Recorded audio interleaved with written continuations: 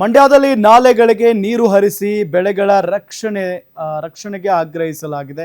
ಜಿಲ್ಲಾ ಪಂಚಾಯತ್ ಎದುರು ಕರ್ನಾಟಕ ರಾಜ್ಯ ರೈತ ಸಂಘ ಪ್ರೊಟೆಸ್ಟ್ ಮಾಡ್ತಾ ಇದೆ. ಈಗ ಮಂಡ್ಯದಲ್ಲಿ ನಾಲೆಗಳಿಗೆ ನೀರು ಹರಿಸಿ ಬೆಳೆಗಳ ರಕ್ಷಣೆ ಮಾಡಬೇಕು ಅಂತ ಹೇಳಿ ಆಗ್ರಹಿಸಿದ್ದಾರೆ.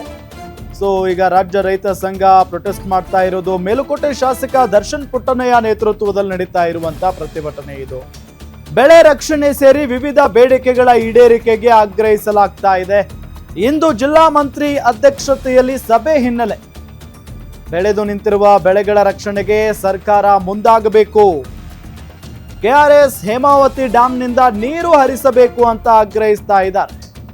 ರೈತರ ಪ್ರತಿಭಟನಾ ಸ್ಥಳಕ್ಕೆ ಕೃಷಿ ಸಚಿವ ಚಲುವರಾಯಸ್ವಾಮಿ ಅವರು ಭೇಟಿ ಕೊಟ್ಟಿದ್ದಾರೆ. ರೈತರ ಸಮಸ್ಯೆ ಆಲಿಸಿ ಪರಿಹರಿಸುವ ಬಗ್ಗೆ ಭರವಸೆಯನ್ನ ಕೊಟ್ಟಿದ್ದಾರೆ. ನೀರಿನ ಸಮಸ್ಯೆಗೆ ಕೇಂದ್ರ ಸರ್ಕಾರವನ್ನ ಒತ್ತಾಯಿಸುವಂತೆ ಇಲ್ಲಿ ತಿಳಿಸಿರುವುದು ಗಮನಿಸ್ತಾ ಇದ್ದೀವಿ. ದೃಶ್ಯದಲ್ಲಿ ಚಲುವರಾಯಸ್ವಾಮಿ ಅವರು ಬಂದಿದ್ದಾರೆ, ದರ್ಶನ್ ಪುಟ್ಟಣ್ಣಯ್ಯ ಅವರು ಕೂಡ ಜೊತೆಗಿದ್ದಾರೆ. ರೈತರ ಜೊತೆಗೆ ಮಾತಾಡಿ ಧೈರ್ಯವನ್ನ ತುಂಬುವಂತ ಕೆಲಸ ಮಾಡಿದ್ದಾರೆ. ಮಂತ್ರಿಗಳು ಕೇಂದ್ರ ಸರ್ಕಾರ NDRF ಲೇಟನ್ನ ರಿವೈಸ್ ಮಾಡ್ತಕ್ಕಂಥ ಅಧಿಕಾರ ಈ ದೇಶದಲ್ಲಿ ಅವರಿಗಿದೆ.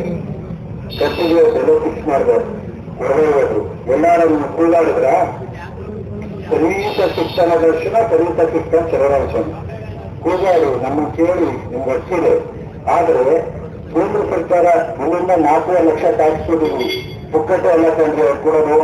ನೀವೇನು ತಿಳ್ಕೊಂಡಿದ್ದೀರಾ? ಹೇಳಿದ್ರು ಕೇಂದ್ರ ಸರ್ಕಾರದ ಯೋಜನೆ ಅಂತ ತಕ್ಷಣ ನೀವು ಕೇಂದ್ರ ಸರ್ಕಾರ ಮೋಸ್ಟ್ಲಿ ಕೆಳಗಡೆ ಅಂಡರ್ಗ್ರೌಂಡ್ ಆಗಿದೆ, ಅದನ್ನು ತೆಗೆದು ಕೊಡ್ತಾರೆ ಅಂತ ತಿಳ್ಕೊಂಡಿದ್ದೀರಾ?